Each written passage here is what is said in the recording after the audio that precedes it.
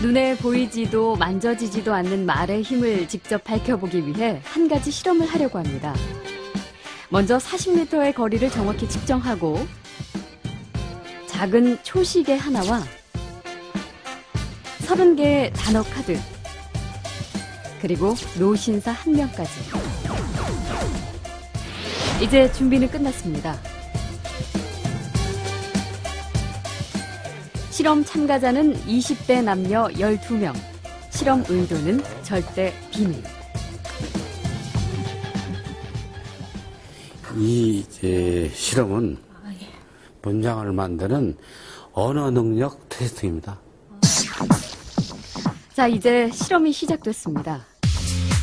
봉투 안엔 모두 30개의 단어 카드가 들어있습니다.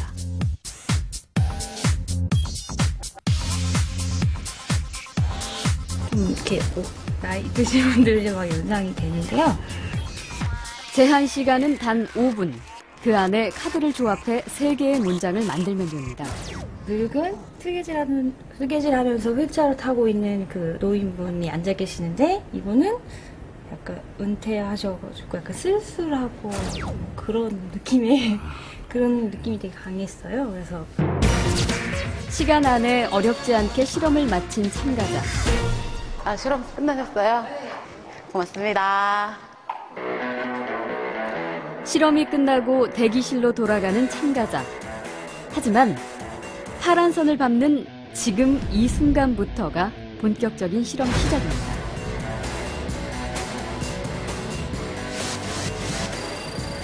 긴장이 풀어졌기 때문일까요? 느슨한 걸음으로 돌아가는데요. 사실 40m를 걸어가는 동안 제작팀은 몰래 숨어서 시간을 재고 있었습니다. 그리고 꼼꼼하게 기록을 합니다. 사실 5분 전 실험실로 들어갈 때도 시간을 재고 있었습니다. 실험 전과 후 어떤 변화가 생겼는지 눈치채셨나요? 실험이 끝나고 처음보다 무려 5초나 느려진 걸음. 심지어 걷는 모양이 지쳐 보이기까지 합니다. 왜, 무엇이 이런 행동의 변화를 가져온 것일까요? 실험을 무사히 마쳤다는 안도감? 아니면 피곤해서였을까요? 그 비밀은 바로 30개의 카드에 있습니다. 그것은 모두 노인을 연상시키는 단어였던 것이죠. 주목할 것은 실험 참가자 모두에게 이런 변화가 생겼다는 사실입니다. 노인을 연상시키는 단어를 본 12명 참가자들이 걷는 데 걸린 시간은 실험 전보다 평균 2초가 넘게 느려졌죠. 그저 우연한 결과일까요? 이번엔 젊은이를 연상시키는 단어를 받은 4명의 참가자들. 한눈에 봐도 실험 후 걸음걸이가 더 빠르고 힘있어 보입니다. 시간도 무려 2초 이상 단축됐는데요. 더 놀라운 건 아무도 자신의 변화를 눈치채지 못했다는 겁니다. 걸음이 많이 느려지셨는데. 들어갈 때요? 아니, 끝나고 나갈 때. 모르셨어요? 몰랐어요. 아니요, 저는 전혀 못 느꼈는데요. 지금 얘기 듣고 알았습니다. 단어들이 약간 깔아앉는다 그래야 되나, 좀 처진다 그래야 되나, 약간 뭐 그런 느낌이 들긴 했었거든요. She really is walking slow. That's a very large effect. 예일대의 존 바그 교수가 처음 이 실험 결과를 발표했을 때 보이지 않는 언어의 힘에 대해 세계는 놀라움과 충격을 금치 못했습니다. It actually activates part of your premotor cortex that is the area where you're ready, you get ready to do something in a certain way. So you're by just being exposed to those words, areas of your sort of motor cortex are being prepared to behave exactly that way. Activates these areas of the motor cortex in people just like they were ready to do that behavior by intention. So words are extremely powerful. 2초는 작은 차이지만 만약 중대한 인생의 갈림길에서 특정한 단어나 말로 인해 선택이 달라진다면 어떨까요? 그야말로 말에는 행동뿐 아니라 인생까지 뒤바꿀 수도 있는 엄청난 힘이 숨어 있는 것이죠. 단어를 다 숙지하고 외우고 뭐 여기에 대해서 이대로 행동을 하라 하는 그러한 것가 전혀 없음에도 불구하고 단순히 그 단어를 그냥 접하는 거죠. 그것만으로도 이렇게 행동에 영향을 줄 수 있기 때문에 언어의 힘이라는 거는 우리가 알게 모르게 우리의 행동을 지배한다라고 볼 수 있죠. 거리를 걷다가 무심코 스치는 광고 문구와 간판, TV에서 쏟아지는 정치인들의 말. 혹시 우리도 모르는 사이 누군가의 말 한마디에 생각과 행동을 지배당하고 있는 것은 아닐까요?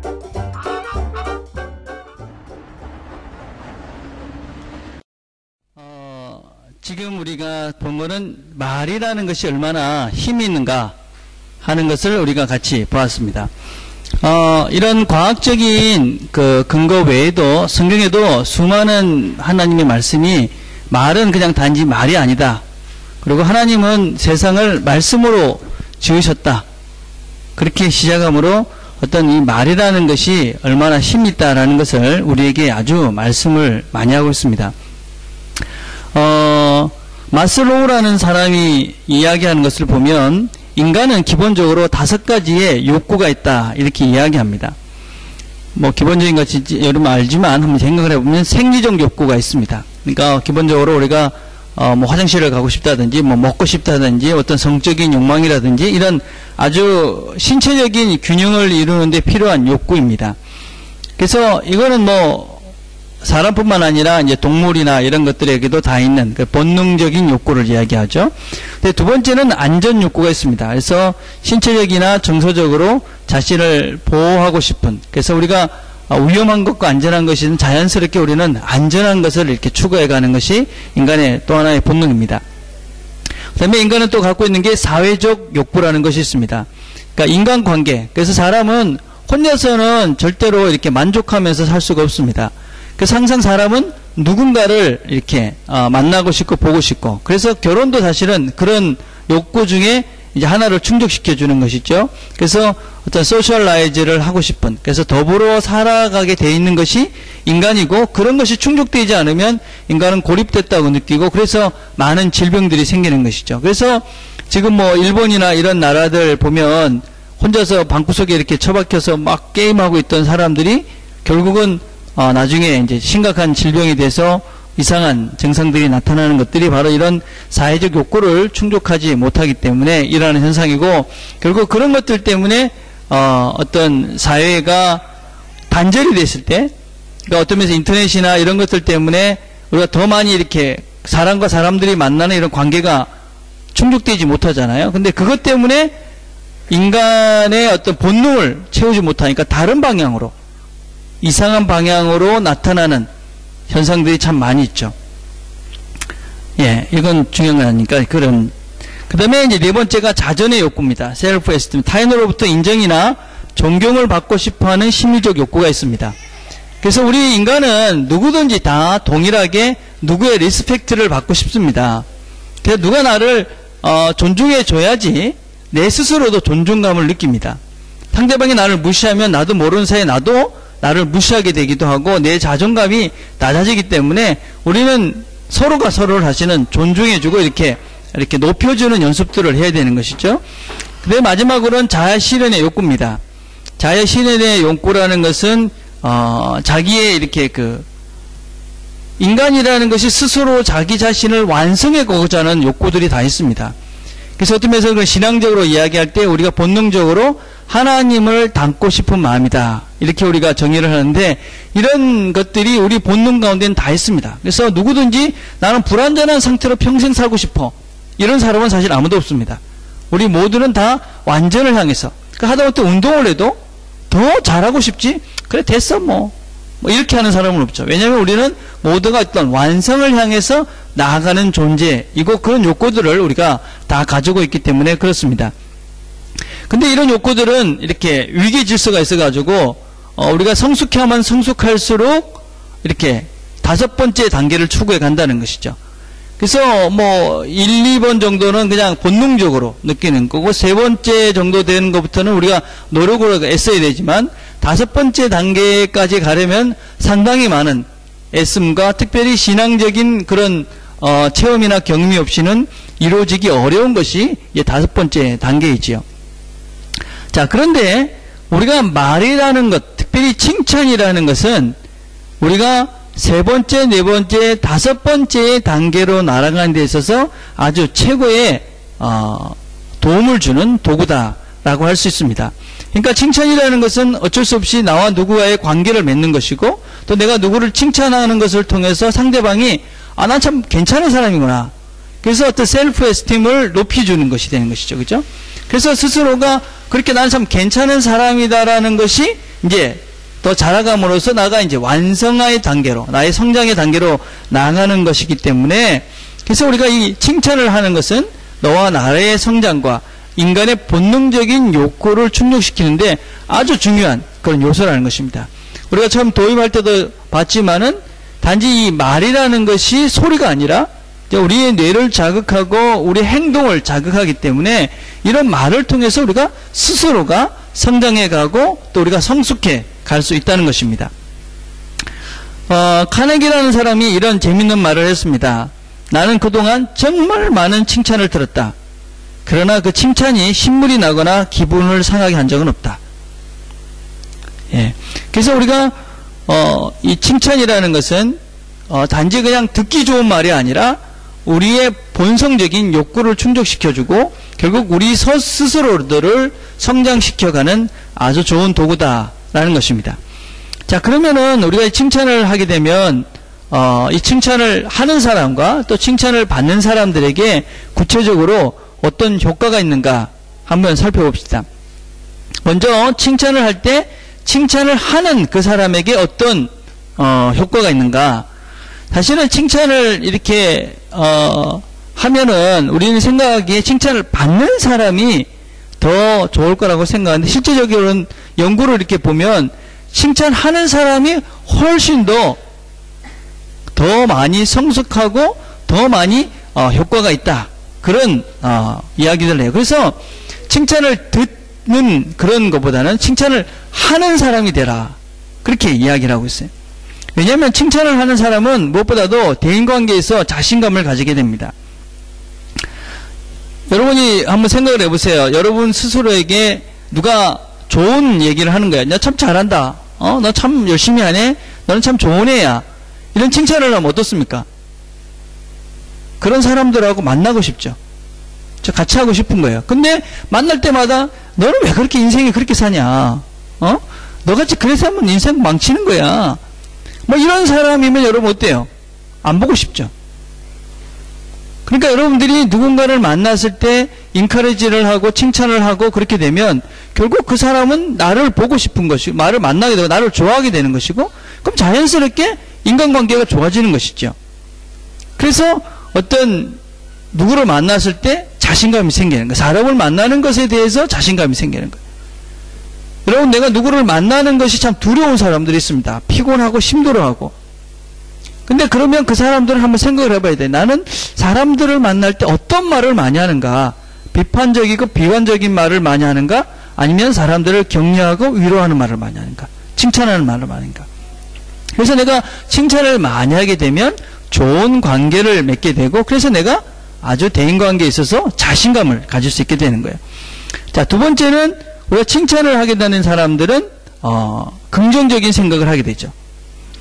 여러분, 생각을 이렇게 하다 보면, 이렇게 우리가 긍정적인 생각을 하다 보면 계속 긍정적인 생각이 꼬리를 물고 이어지지만, 이렇게 부정적인 생각을 시작해서 그 부정적인 생각을 하기 시작하면 계속 부정적인 생각을 하게 돼요. 그죠? 자, 그래서 우리가 만약에 우리 아이에 대해서 이 부정적인 이야기를 한다는 것은 내가 그 아이에 대해서 부정적인 생각을 하는 것이고, 결국 나는 그 아이에 대해서 네거티브한 생각을 하게 되니까 내 생각 자체가, 내 생각의 틀 자체가 자꾸 부정적이 되는 거예요. 그죠? 그러니까 내 생각도 부정적이 되는 거예요. 그러니까 비관적이 되는 것이죠. 비관적으로 된다는 건 참 불쌍한 거예요. 그죠? 참 안타까운 거고. 내가 그냥 계속 안 좋은 생각만 하면 안 행복하잖아요. 그죠? 예. 그래서 내가 어떤 누구를 칭찬하고 참 잘한다. 특별히 우리 가족 간에 있어서, 부부 관계에 있어서 어떤 긍정적인 그런 그 칭찬을 많이 하면 그걸 자꾸 보는 거니까. 결국 그러면 이런 긍정적인 생각을 하게 되고 내가 긍정적인 행동을 하게 되고 그러면 서로가 행복해진다는 것이죠. 자, 그 다음에 세 번째는 우리가 칭찬을 많이 하게 되어지면 상대방을 이해하게 됩니다. 그래서 너그러워지는 것이 되는 것이죠. 사실은 우리가 칭찬을 할 때 그냥 뭐 그걸 잘한다 이렇게 하는 것 아니고 정말 제대로 된 칭찬을 하려면은 그 사람의 형편을 이해하지 못하면은 칭찬을 할 수가 없습니다. 나중에 우리가 어떻게 칭찬을 잘할 수 있는가 이런 것들도 같이 생각을 해볼 것인데 칭찬을 해야 되겠다고 작정을 하면 이해를 하려고 애를 쓰는 것이죠. 이제 부부관계에서 생각을 해봅시다. 어떤 음식을 했는데 음식이 짠 거예요. 그죠? 그러면 보통 때 같으면 칭찬을 해야 되겠다고 생각을 안 했으면 왜 음식이 짜? 이렇게 얘기할 수 있지만 칭찬을 해야 되겠다고 생각하면 어떤 생각을 해야 되냐면 왜 우리 와이프가 음식을 짜게 했을까? 라는 생각을 한번 하게 되고 몸이 불편한가 보다. 어디가 아픈가 보네. 음식이 짜게 만든 거는 몸이 아플 때 음식이 짜게 되니까 뭐가 입맛에 변화가 있구나. 이렇게 한번 생각하고 어디 아파? 이렇게 물어볼 수 있는 그런 마음이 되는 것이죠. 그래서 마음이 넉넉해지는 거죠. 그렇죠?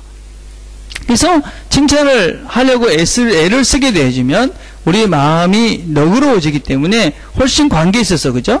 다른 사람을 이해할 수 있는 폭이 넓어진다는 거죠. 자, 그 다음에는 여유가 생겨요. 칭찬을 해야겠다 이렇게 생각하면 칭찬을 못하는 10가지 이유 중에 하나가 급한 거예요. 급한 거. 급한 사람은 칭찬을 못해요. 여러분 인간이라는 존재가 잘하는 것보다도 못하는 것이 훨씬 더 많을 가능성이 있는 것이 사람이에요. 그죠? 여러분 아침부터 한번 일어나가지고 여러분 스스로의 행동에 대해서 한번 생각을 해보세요. 내가 다른 사람들로부터 칭찬받을 짓은 뭘 했지?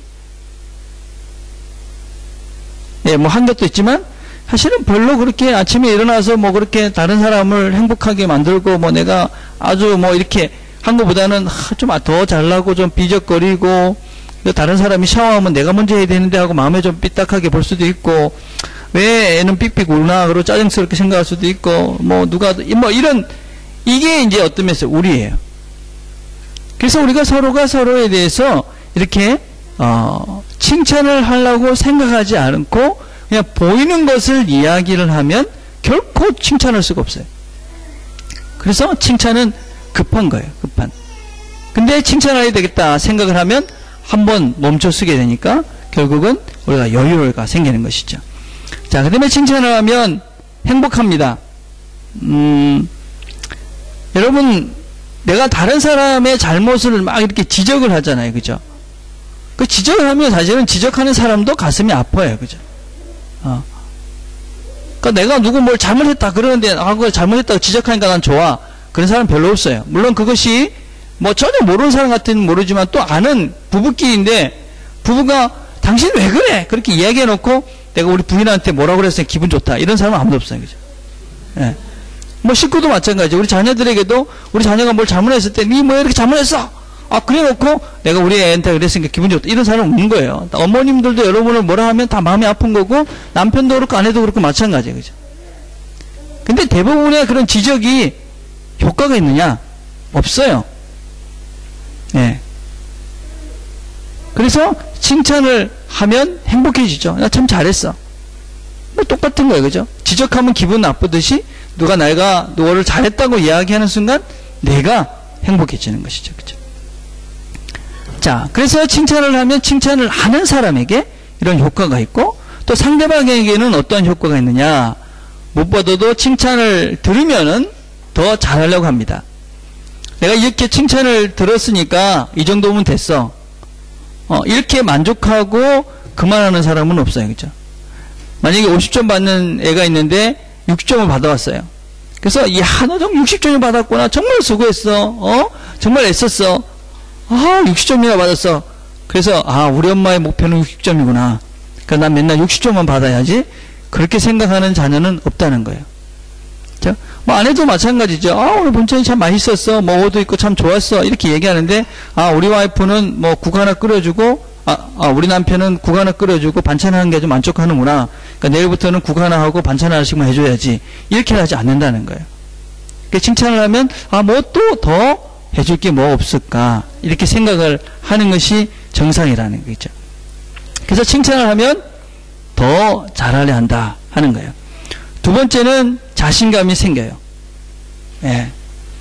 여러분 잘한다고 그러면 뭐 당연하지 않겠어요? 자신감이 생기는 것이죠, 여러분. 이 나이가 들면 들수록 중요한 게 뭐냐면 나이가 들어 보이고 안 들어 보이는 차이가 있다고 그러는데 첫 번째가 뭐 헤어스타일이고 그 다음에 뭐 자세라고 그래요, 자세. 이 기가 죽어 있는 사람은 어깨가 이렇게 쭈그러들잖아요, 그죠? 그래가지고 여러분 이제부터 이렇게 자세를 딱 펴야 되는데 이 자세만 펴도 뭐 10년 넘게 젊어 보인다고 그래요. 근데 여러분도 이렇게 누구를 만날 때 이제 사람을 만났을 때 참 이렇게 기가 죽어 있고 이렇게 움츠러든 사람하고 이야기를 하면 어때요? 그러면 그 사람과 이렇게 그 사람이 말하는 것에 대해서 신임을 받을 수가 없어요. 그러니까 그죠? 말하는데 좀 이렇게 의기소침해가지고 이렇게 있는 사람은 어떤 이야기를 해도 저건 믿을만한가 저 사람 말을? 그래서 사실은 참 이렇게 신실성이 부족해 보여요. 근데 태도나 자세에 있어서 자신감 있게 자기의 논지를 분명히 이야기하는 사람은 그 말이나 어떤 것에 있어서 신뢰가 가죠, 그죠? 근데 그런 사람들을 대부분 보면 칭찬을 많이 받은 사람이에요. 그래서 아주 긍정적인 생각들을 하고 칭찬을 받으면 자신감이 있으니까 자신 있게 이야기를 하는 것이죠. 뭘 해도. 특별히 부부간에 있어서 남편의 기를 죽이면 안 돼요, 아내가. 또 아내도 마찬가지고 서로가 서로에 대해서 제일 영향력을 많이 주는 사람이 누구냐면 부부죠. 항상 같이 있는 사람이니까. 나이가 들면 들수록 어떤 걸 느끼냐면 우리 아내의 눈치를 제일 많이 보는 것 같아요. 뭐 남편도 마찬가지고 아내도 마찬가지일 거예요. 그죠? 이 사람이 어떻게 생각할까? 근데 내 상대방이 나에 대해서 적극적으로 지지하고 또 내가 하면 다 잘한다고 생각하면 자신 있게 할 수 있겠죠. 근데 하면 또 시비를 걸 건데 어떻게 해야 되나 이렇게 움츠러들면 내가 자신감을 자꾸 잃어버리고 그러면 내가 움츠러들죠. 예. 그래서 여러분들이 특별히 배우자에 대해서는 절대로 비난하거나 비판하지 말고 끊임없이 칭찬해서 상대방, 여러분의 남편들이 아내들이 자신감을 갖도록. 여러분 생각해 보세요. 여러분의 아내나 남편이 기죽어 있으면 여러분도 기죽는 거예요. 그렇잖아요, 그죠? 그래서 여러분 스스로를 위해서 남편과 아내를 이렇게 칭찬하고 격려하는 것이 참 중요하다는 거예요. 그죠? 자, 세 번째는 원만한 성격이 돼요. 너그러운 사람이 되죠. 그죠? 그러니까 조금만 잘해도 잘한다고 이렇게 이야기를 하니까 긴장하고 막 각박하게 하지 않는 거예요. 그죠?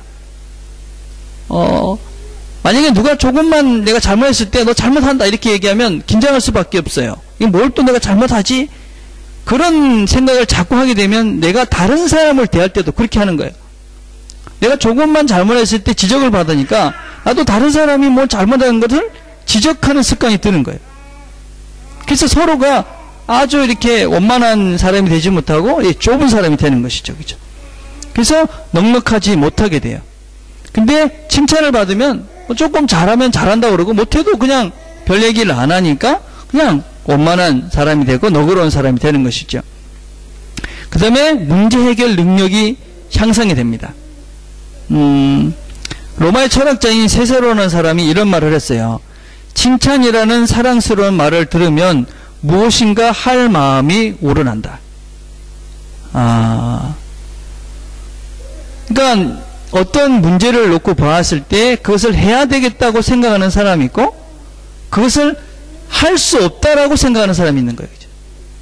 어떤 문제에 딱 도착했을 때 이렇게 딱 부딪혔을 때 난 이걸 할 수 있어. 그렇게 해서 그 문제를 접근하고 시도하는 사람과 이건 내가 할 수 있겠나? 할 수 없을 거야. 이렇게 접근하는 사람은 그 문제를 해결할 수 있는 능력에서 엄청난 차이가 날 수밖에 없는 거예요. 그죠? 근데 칭찬을 듣는 사람은 난 할 수 있어. 나는 항상 이렇게 칭찬을 들었기 때문에 잘할 수 있다는 자신감이 있으니까 어떤 문제가 앞에 있어서도 할 수 있다는 자신감을 가지고 그걸 시작을 하는 거예요. 그러니까 능력이 향상이 되죠. 근데 못한다고 생각을 하니까 할 수 있어도 못하게 되는 것이죠. 자, 그 다음에 마지막으로는 칭찬은 내적 상처를 치유한다. 그런 얘기를 해요. 그죠? 우리가 받는 대부분의 상처가 말로 받는 것이 정말 많아요. 말로 받는 거. 그런 말을 해요. 누가 한 번 상처받은 것을 치유하려면 곱하기 40을 해야 된다. 이런 말이 있어요.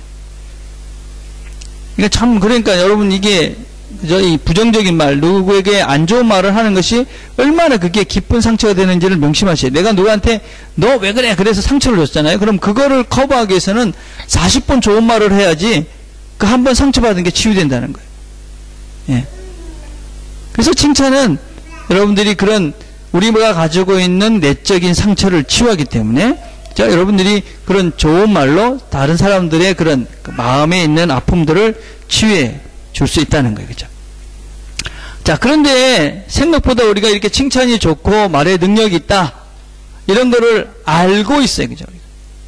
우리가 처음 듣는 이야기도 아니고 알고 있음에도 불구하고 잘 못해요. 그 잘못한 이유가 뭔가? 제가 어떤 책에서 보니까 이런 얘기, 그 책에 이런 책 제목이 있더라고요. 칭찬을 막는 10가지 이유. 거기면 칭찬 한마디의 기적. 이런 책이 있어요. 칭찬 한마디의 기적이라는 책이 있는데, 거기에 왜 우리가 칭찬을 못하느냐 10가지를 지켰는데, 첫 번째는 어릴 때의 기억이에요. 사실은 우리 세대만 해도 이 칭찬을 받지 못하고 자란 세대예요. 찬주 세대만 해도 좀 그런가? 우리 진열이 아빠는 어떤 너? 예, 이 좀 다른데 다행인 거예요. 그렇죠? 우리 때는 부모님들이 어떤 유교적인 사고를 갖고 계셔가지고 그 부인과 뭐랄까 이 자녀들을 칭찬하면 팔불출이라고 했어요. 무슨 얘기 좀 모자라는 사람들. 자기 아내를 칭찬하다니, 자기 뭐 자식을 칭찬하다니 참 어리석은 사람이구만. 뭐 이런 교육을 우리가 받고 자랐어요.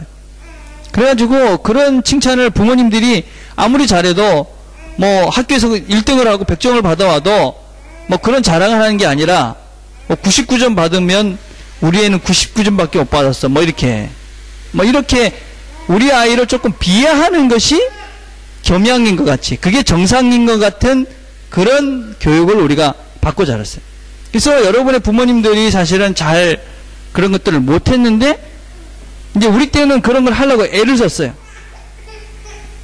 자, 그래서 이제 그래도 참 잘 못해요. 제가 뭐 우리 집사람이나 저나 그래도 교육을 받고 이런 공부도 하고 그랬는데도 잘 못할 때가 참 것 같거든요. 그래서 여러분들이 이제 여러분들 세대에는 이런 걸 좀 끊어야 된다고 생각을 해요.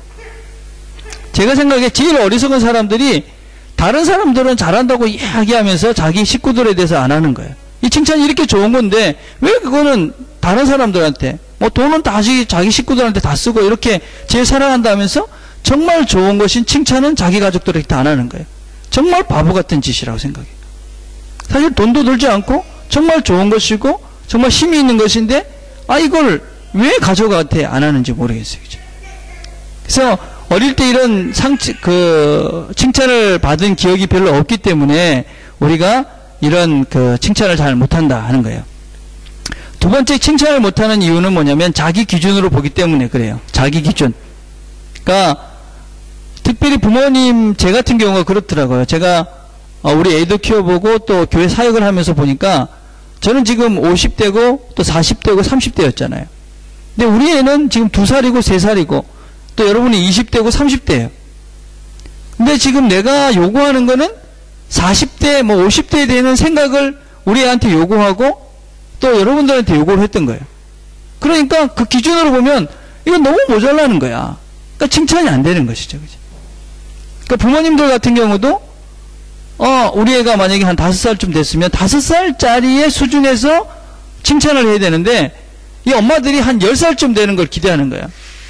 그래서 뭐 한 3살, 4살 되면 글을 읽을 때 이럴 때만 신기하다 그러는데 이제 옆집 애가 생기잖아요. 여친아가. 그러고 나면 이제 뭐 걔는 지금 뭐 5살인데 뭐 영어를 하더라. 그때부터 이제 기준이 나는 이제 뭐 고등학생이 되기도 하고 막 이런 식으로 하니까 이게 칭찬이 안 되는 거예요. 그리고 칭찬이 안 되는 또 다른 이유는 사실은 부부간에 있어서 서로 자란 환경이 너무 다르잖아요. 그러니까 각자가 가지고 있는 편견이 있어요. 그래서 그것에 대한 어떤 사실에 대해서 객관적으로 보는 것이 아니라 내가 가진 편견이나 생각으로 어떤 사실을 보는 거예요. 그래서 그것과 맞지 않기 때문에 칭찬을 못할 때가 참 많이 있다는 거예요. 그렇죠? 그리고 특별히 이제 우리의 욕심이 잘하면 더 잘하는 것들을 자꾸 요청하기 때문에 이런 칭찬을 못할 때가 참 많아요. 잘하는 거를 잘한다고 이야기하면 더 잘할 수 있는데 이것보다 좀 더 잘했을 때 칭찬하지 하고 자꾸만 칭찬을 미루기다 보니까 칭찬을 못할 때도 많이 있다는 것입니다. 특별히 우리가 칭찬을 못하는 또 다른 저기는 편견이 있을 때 사실은 이런 칭찬을 못해요. 사실은 편견이 있다는 것은 그 사람의 인생의 폭이 이렇게 좁아지는 것이기 때문에 그래서 우리가 이런 편견을 버리고 사람을 이해하려고 좀 애를 써야 되는 것이 참 중요하다 하는 것입니다. 자, 그 다음에 세 번째는 우리가 이 칭찬을 못하는 것이 아까도 얘기했지만 급하기 때문에 그래. 급하기 때문에. 이런 말이 있어요. 꾸중은 진통제고 칭찬은 치료제다. 그러니까는 꾸중을 하면 그 당시 잠깐은 안 하잖아요. 너 왜 그래? 하지 마. 이러면 당장 지금 눈앞에 보이는 그건 안 해요. 그죠? 그렇지만 근본적인 그런 치유로는 되지 않는 것이죠. 그죠? 예. 그리고 어떤 면에서는 여러분이 알다시피 우리가 어떤 진통제를 먹으면 어떤 면역력이 더 커지는 거잖아요. 그죠? 그래서 그것에 대한 반발이 더 커지는 거예요. 여러분 제가 그 주보에 보면 맨 앞에 보면 체벌의 문제점에 대해서 이렇게 글을 하나 실어놨어요. 여러분 보면 그죠? 체벌이 왜 문제가 되느냐면 사실 체벌을 하게 되면 처음에는 한 대로 끝난다고 생각하지만 나중엔 2대가 돼야 되고 4대가 돼야 되고 그게 더 강화가 되는 것이죠. 그다음부터 더 심해지게 되고 그럼 결국 인격적인 그런 관계가 아니라 자기의 기분풀이밖에 되지 않는 것이죠. 그죠? 그래서 결국은 이 꾸중이라는 것은 어떤 상대방의 감정만 상응이 되고 면역력을 키우지 근본적인 치료는 되지 않는다는 것입니다. 그래서 우리가 조금 기다리고 이제 칭찬을 할 수 있는 그런 상황일 때까지 기다리는 것이 참으로 중요하다. 그래서 급하면은 절대로 칭찬을 할 수 없다는 것이에요. 그죠? 자, 그 다음에 이런 잘못된 생각들도 있어요. 칭찬은 아이를 망치고 매를 아끼면 아이를 망친다. 그러니까 칭찬을 하면 애가 버릇이 없어진다. 그 다음에 애들을 때리지 않으면 애를 망친다라는 잘못된 생각이라고 생각해요. 근데 사실은 잘못된 체벌은 아이를 더 망쳐요. 예. 제가 우리 아버지가 나를 두드려 패서 내가 인간 됐다 이런 사람 별로 못 봤어요. 나이가 많이 들면 우리 아버지가 나를 때렸는데 그때 마음 이해했는데 이렇게 하는 사람은 있어서도 내가 우리 아버지가 나를 많이 때려가지고 난 참 좋았어 이런 사람은 아무도 없어요.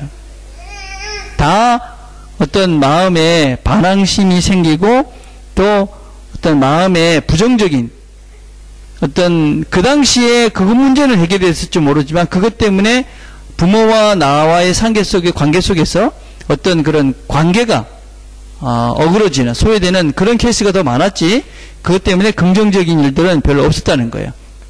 그래서 저는 체벌을 반대해요. 애들 때리는 것은. 제가 세월을 많이는 안 때려봤는데 쟤는 참 많이 맞았다고 늘 그러는데 근데 별로 제가 뒤돌아보니까 이거는 좋은 교육 방법이 아니구나. 제가 절실히 느꼈어요. 그래서 성경을 보다 보니까 결국 이게 사람이 이렇게 폭력으로 바뀌어지는 게 아니더라고요. 힘으로 바뀌어지는 것이 아니에요. 제가 늘 얘기하지만 군대 보면 알잖아요. 군대 갔다 오면 인간 된다. 예, 그거는 맥시멈 2년이에요. 빠르면 6개월. 다 원위치로 다 돌아가요. 군대 갔다 와서 인간 된 사람도 별로 없어요. 예, 나이가 들어서 인간이 돼가는 거예요. 사실은 2년 동안 안 보던 애가 3년 동안 안 보던 애가 돌아오니까 나이가 좀 철이 들어서 보이는 것 뿐이지 그 근본이 군대 가가지고 고생하고 죽도록 맞고 그래가지고 바뀌는 것은 아닌 것 같아요. 그래서 여러분 체벌은 여러분 우리 자녀를 키우면서 아이들을 때리는 것은 절대적으로 유익하지 않다 하는 기억했으면 좋겠어요. 그 다음에 칭찬을 못하는 또 다른 이유는 상대방에게 관심이 없었어요. 그런 센스가 있는 친구들이 있더라고요. 이렇게 보면 제가 머리를 이렇게 깎고 딱 오면, 목사님 이발하셨네요. 그런 친구가 있고, 제가 어떤 걸 하고 와도 별 무던덤한 친구들이 있어요. 저한테는 괜찮아요. 근데 만약에 아내나 또 남자친구나 여자친구한테 머리를 새로 쫙 하고 이렇게 따고 왔는데도 별 아무런 반응이 없이 그냥 지나간다. 그러면 그 상대방은 그런 생각을 하겠죠. 이 사람은 나한테 관심이 없구나. 예. 근데 물론 그런 감각이 이렇게 뛰어난 사람이 있긴 하지만 결국은 관심이라고 생각해요. 관심. 제가 이렇게 봐도 관심 있는 사람의 변화는 금방 눈치를 채요. 근데 관심이 없는 사람은 변화를 하나마나 별로 관심이 없어요. 그죠? 예. 그래서 이런 그 칭찬을 하기 위해서는 상대방에 대해서 사실은 이렇게 많은 관심을 가져야 돼요. 그죠? 그래서 그런 능력을 키워가는 것이 삶을 풍성하게 하는 방법 중에 하나예요. 사실 아침에 일어났는데 아내가 일찍 일어나서 보통 때 안 하던 화장을 예쁘게 하고 있으면 오늘 참 새로운 화장을 했네. 이렇게 한마디 하면 아내도 행복하고 나도 행복하고. 그런 건데, 얼굴을 빨간색을 하든, 파란색을 하든, 그죠? 루즈를 진한 걸 했든지, 그냥 하얀 걸 했든지 아무 변화가 없이 똑같이 이렇게 반응을 하면 여자도 별 변화에 애쓰지 않겠죠. 그죠? 그래서 서로가 무관심해지는 것은 유익하지 않은 것이. 그래서 상대방에게 관심이 없으면 이렇게 칭찬을 할 수가 없습니다. 그래서 여러분이 관심을 갖는, 사람에게 관심을 갖는 훈련을 할 필요가 있다는 거죠. 그 다음에 노력하지 않기 때문입니다. 칭찬은 기술이다. 연습하지 않으면 칭찬할 수 없다. 이런 말을 합니다. 선천적으로 칭찬은 이렇게 잘할 수 있지 않습니다. 그래서 우리가 아주 쉬워 보이는 것부터 칭찬하는 연습을 하셔야 됩니다.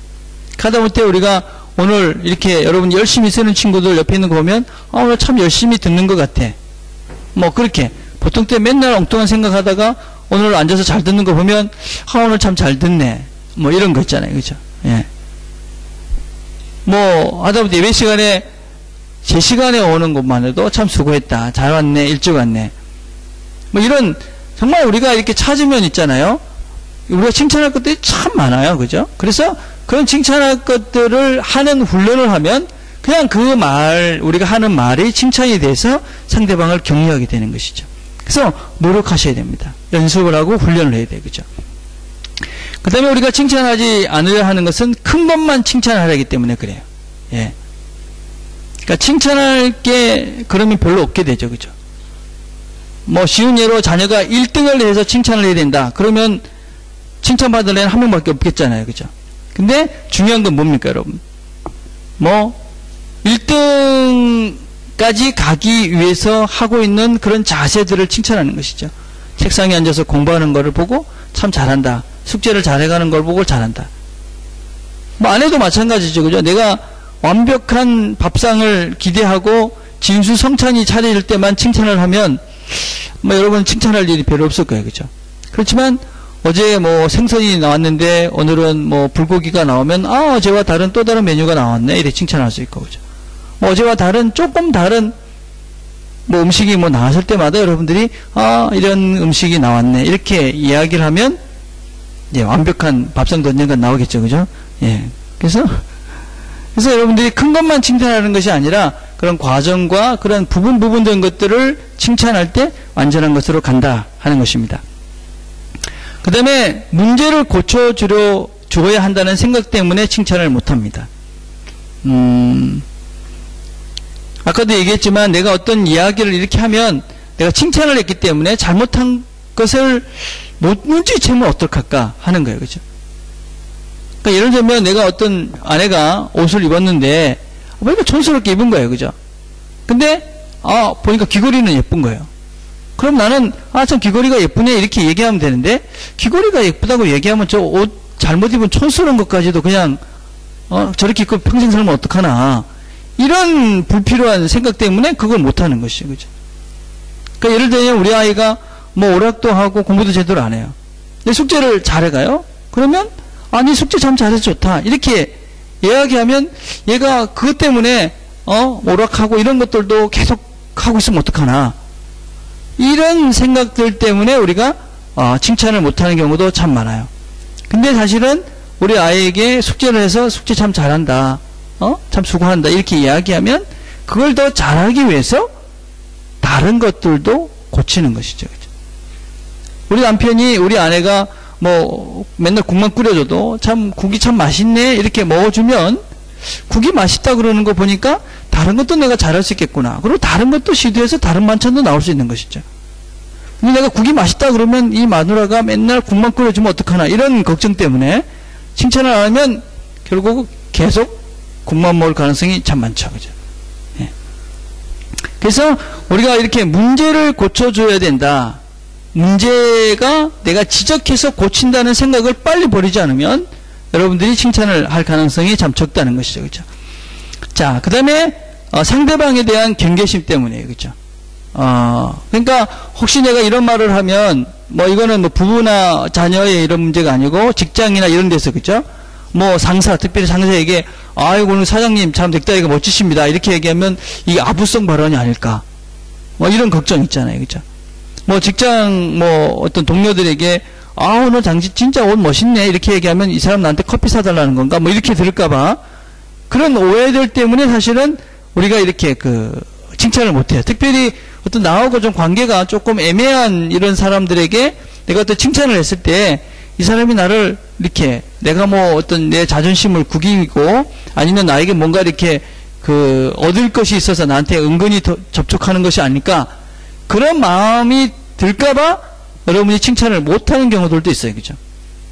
특별히 이제 이성간에 있어서 남자들이 여자들한테 오늘 참 예쁘네 이렇게 얘기하면 내가 지 좋탁하는 걸까 뭐 이렇게 오해할까 이런 생각 때문에 그죠? 그게 좋은 거예요. 그런데 그러니까 남자들이 여자들한테 볼 때마다 예쁘다 오늘 참 옷이 좋네 뭐 이렇게 그런 훈련을 해야지 결혼해서도 해요. 우리 때는 그런 걸 진짜 못하겠어요. 어른들이 여자들 보고 좋단 말 하지 마 예쁘단 말 하지 마 그러면 여자들이 오해해가지고 착각해 뭐 이렇게 교육을 받아가지고 아주 안 좋은 교육을 받았어요. 근데 그러지 마세요. 여러분 여학생들도 남자들이 이렇게 변하고 있으면 뭐 헤어스타일이 멋있네 또 옷이 참 예쁘네 뭐 이런 표현들을 서로가 해주세요. 그래야 그것이 나중에 여러분들이 결혼해서도 배우자에게도 그런 칭찬을 할 수 있게 되고 또 서로가 그렇게 해줘야지 격려가 되고 힘이 돼요. 그렇죠? 그래서 이렇게 상대방이 이렇게 이야기하면 혹시 뭐 이렇게 오해하면 어떡하나 이런 것들 때문에 칭찬을 마다할 필요는 없다는 거예요. 누구든지 칭찬을 들으면 기분이 좋아요. 예. 그래서 이게 아부성 발언이구나. 그래도 칭찬은 좋은 거예요. 여러분의 직장 뭐 이렇게 같이 일하는 사람 중에 뭐 마르게 뭐 부하 직원이 아이고 사장님 오늘 멋지네요. 뭐 이렇게 이야기하는 사람을 보고 저게 나한테 아부하지 기분 나빠 이런 사람은 없다는 거예요. 하다못해 커피를 사달라는 친구가 사장님 멋지네요 오늘 커피 한 잔 내요 이렇게 얘기하는 사람은 사주고 싶어도 사장님 그냥 커피 한 잔 사줘요 그런 사람은 별로 안 사고 싶은 거예요. 그죠? 네. 그러니까 그게 똑같잖아요 사실은요. 그럼에도 불구하고 말 한마디가 사람의 마음을 움직일 수 있는 것이 되기 때문에 여러분이 그런 훈련들을 다른 사람이 내가 이렇게 좋은 말 하면 이런 경계를 가질 필요가 없다는 거예요. 그래서 항상 상대방의 좋은 점이 보일 때마다 칭찬하는 연습을 하게 되면 여러분이 자녀들을 갖게 돼도 그런 것들을 잘 할 수 있으니까 그죠? 아이가 아주 긍정적으로 또 잘 자랄 수 있다는 거예요. 마지막으로는 어색하기 때문에 그죠? 뭐 이게 구분하고 비슷한 얘기가 일 수도 있는데 칭찬을 안 하던 사람들은 칭찬을 하면은 또 칭찬을 들으면 상대방이 어떤 의도가 있을 거라고 생각을 해요. 그죠? 그래서 어색해서 내가 이게 잘 못하는 거예요. 그죠? 내가 칭찬하는 것이 어색하다. 그러면 나는 칭찬을 참 못하는 사람이구나. 아니면 칭찬을 참 안 들었구나. 칭찬을 아직 안 했구나. 이렇게 생각하면 되는 거예요. 그죠? 여러분 누군가 여러분에게 칭찬을 했을 때 참 그래 뭐 나는 원래 그런 존재야. 그리고 당연하게 그걸 받아들이는 사람은 칭찬을 참 많이 들으면서 그렇게 자는 사람인데 누가 나를 칭찬할 때 딱 뭔가 어색해. 그래가지고 저게 뭐지? 무슨 꿍꿍이 수작이지? 뭐 이렇다면 나는 칭찬을 좀 안 듣고 산 사람인 거예요. 그리고 칭찬을 내가 안 한 사람인 거예요. 여러분 칭찬을 할 때 뭐 특별한 의도를 갖고 하는 거 잘 없잖아요 사실. 그죠? 예, 진짜 뭐 특별한 경우가 아니면은 그냥 사실은 그냥 좋아서 그냥 자연스럽게 하는 거예요. 그죠? 근데 그런 걸 안 해본 사람은, 또 안 들어본 사람은 칭찬을 들을 때마다 저기 무슨 꿍꿍이 수작이 있지 이러는 거예요. 그죠? 그래서 어색해서 우리가 칭찬을 안 하는데, 그렇게 하면 할수록, 안 하면 안 할수록 나는 칭찬을 못하게 되고, 결국은 우리가 처음에 들었던 말의 능력 이런 것들을 상실하게 돼서 결국 우리가 안 행복하게 된다는 것이죠. 자, 그러면 칭찬을 어떻게 해야 되느냐, 구체적으로 몇 가지를 살펴보면, 칭찬은 강화의 원리라는 것이 있어요. 그러니까 칭찬은 정말 어떤 것들이 나아진 것들에 대해서 칭찬을 하라는 거예요. 그러니까 예를 들면 우리 자녀의 예를 들어 봅시다. 얘가 지난번에 60점을 받았는데 요번에 55점을 받았어요. 그럼 어떻게 되겠어요? 칭찬할 게 없지. 60점 받았는데 55점 받았으니까 야, 너 뭐 했어 임마, 공부를 이랬다 했어, 이렇게 될 수밖에 없잖아요. 근데 칭찬을 해야 되겠어요. 어떻게 칭찬하면 될까요? 뭐 빵점 안 받았으니까 대항이다 뭐 이렇게 할 수는 없잖아요. 어떻게 하면 될까요? 예, 만약에 예를 들어 봅시다. 수학 문제가 있는데 뭐 곱하기 나누기 더하기 빼기가 있고, 아니면 어떤 뭐 이렇게 산술 이렇게 생각하는 문제가 있다면 그걸 보고 얘기할 수 있겠죠. 그죠? 지난번에 네가 곱하기 문제는 참 많이 틀렸는데 이번에는 곱하기 문제가 전번보다 나아졌네. 그래서 너는 참 그런 것은 이제 좀 많이 진보가 됐는데 이런 부분은 좀 안 좋아졌지만 이런 부분은 참 잘한 것 같아. 그래서 정말로 이렇게 이 사람이 이렇게 나아진 것을 보고 칭찬을 해야 된다는 거예요.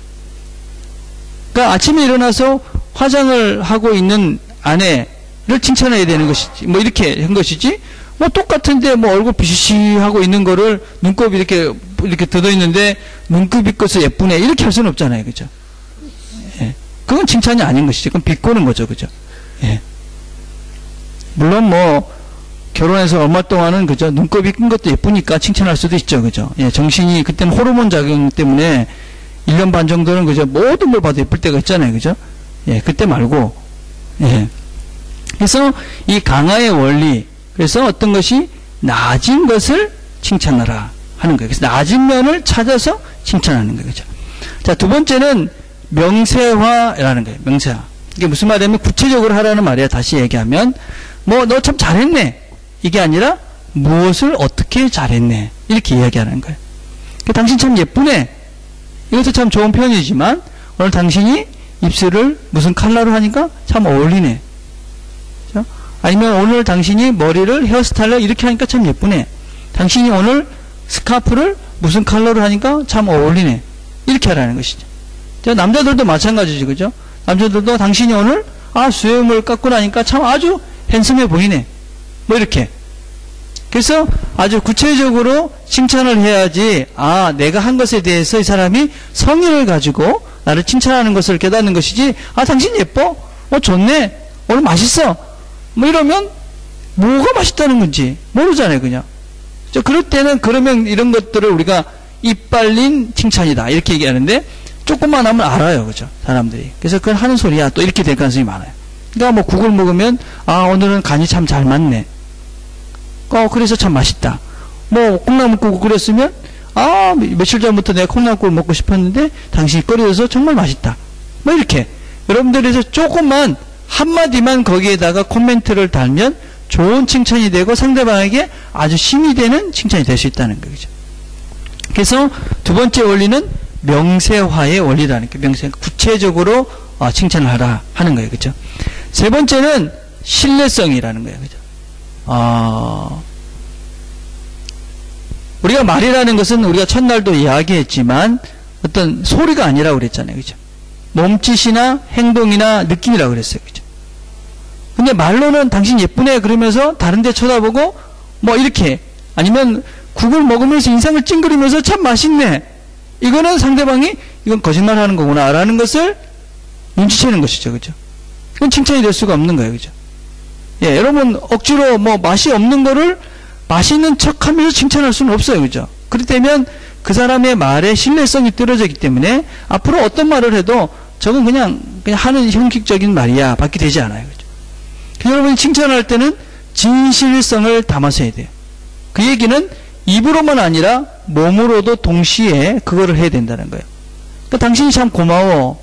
뭐 하다못해 뭐 설거지를 해줘서 고맙다. 그런 것들을 마음을 담아서 당신이 참 설거지해서 내가 얼마나 오늘 몸이 안 좋았는데 고마운 줄 몰라. 그래서 한번 이렇게 포옹이라도 해주고 그래 고맙다고 이야기를 하면 그 칭찬이 정말 나에게 힘이 되고 되는데 그냥 뭐 마음에 별로 고마움도 없는데 다음에 또 시켜먹기 위해서 뭐 그런 아주 그 이상한 저기를 가지고 참 고마워. 여러분 그건 느낌으로 와요. 남자들도. 예, 다 알죠. 그죠 서로가. 그래서 여러분이 그 칭찬을 할 때는 정말 마음의 신실성을 가지고 진실한 언어로 이렇게 말을 한다는 거예요. 그죠? 그 다음에 이제 접근성의 원리예요. 그죠? 이거는 사실은 이제 자녀들에게 하는 이야기인데, 이 아이가 이해할 수 있는 언어적 수준으로 칭찬을 하라는 거예요. 그러니까, 우리 애가 뭘 잘했다고 그랬을 때, 그 아이의 언어로 내가 잘했다고 그래야지, 그죠? 그 아이가 이해할 수 없는, 언어로 한다든지, 또 이 아이가 이게 성취할 수 없는 수준의 언어로 이야기를 하면 안 되는 거예요. 그죠?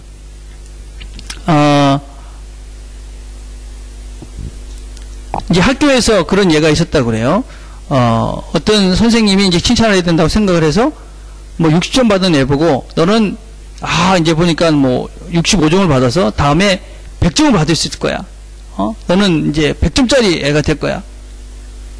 그렇게 칭찬을 하면 이 아이는 그 칭찬이라고 받아들이기보다는 부담이 되는 것이죠. 난 100점을 해야 되는데. 그 아이가 열심히 해서 75점이 되면 어떻게 될까요? 페일한 거야, 페일한 거. 나는 100점짜리라고 그렇게 칭찬을 듣는데 난 70점밖에 안 됐으니까. 그래서 그런 종류의 칭찬은 어떤 면에서 상대방을 또 그렇게 칭찬하는 대상을 더 힘들게 하고 어렵게 한다는 것이죠. 그러니까 부담이 되게 하는 칭찬을 해서는 되는 것이 아니고 접근성, 가깝게. 그러니까 한 단계 한 단계씩 칭찬을 해야 되는 것이지 오늘 뭐 음식을 국을 하나 처음 국을 끓여서 이렇게 갖고 온 아내에게 국이 맛있구나 이렇게 이야기해야지 당신은 궁중 요리라도 잘할 거야 뭐 이러면서 우리 친구를 다 불러와도 당신은 모든 요리를 잘할 거야 이런 식으로 과다하게 몇 단계를 점프해서 칭찬을 하면 그것이 그 사람에게 칭찬이라기보다는 부담으로 가까울 수 있다는 거예요. 그래서 여러분들이 칭찬을 해도 그 단계에 맞게 그 수준에 맞게 한 단계씩 이렇게 할 때 진정한 칭찬이 될 수 있다. 그리고 그것이 효과가 있다. 그렇게 얘기할 수 있는 것입니다. 자, 오늘 이 정도로 하겠습니다. 그래서 이제 다시 한번 정리를 하자면 우리가 이제 칭찬이라는 것 우리가 시작할 때 말이 어떤 힘이 있다라는 것을 같이 생각해 봤어요. 그렇죠? 그리고 칭찬했을 때 어떤 효과가 있다라는 것도 같이 생각해 봤고 칭찬을 왜 못하는지도 생각해 봤고 칭찬을 어떻게 해야 되는지도 생각을 해 봤어요. 이제는 이제 여러분들이 뭘 같이 해보려고 그러냐면 우리 저기 보면 뒤에 보면 우리 주보에 보면 그죠? 뒤에 보면은 워크숍 있잖아요. 그죠? 자, 뭐 많이 얘기를 부부는 부부끼리 얘기를 해보시고 아니면 옆에 있는 사람 2명씩 한번 얘기를 해봅시다. 혹은 뒤로 가고 예. 자, 그래서 한번 해보는 거예요. 지금 같이 얘기를 해보세요. 여러분 2명씩 짝을 지어서 내가 칭찬을 나는 잘하는가 잘 못하는가 한번 생각해 보시고 못한다면 나는 왜 못하는가 그 다음에 내 가족을 칭찬하는 말 3가지를 찾아서 해보기. 자 그리고 특별히 부부들은 이런 것들을 생각해 보세요. 우리 가정에서 이제 앞으로 이런 말을 하지 맙시다. 또 이런 말을 자주 합시다. 예, 그런 이야기들을 서로가 이렇게 같이를 해봤으면 좋겠습니다. 우리 세호는 엄마하고 가서 해보지. 아빠는 여기서 이제 인도해야 되는데. 아빠 해보세요. 알아서 해보세요. 예, 그래서 지금부터 우리가 지금 20분 전이니까 20분 동안 여러분들이 예, 한번 잘 생각을 해보고 이야기를 해봤으면 좋겠습니다.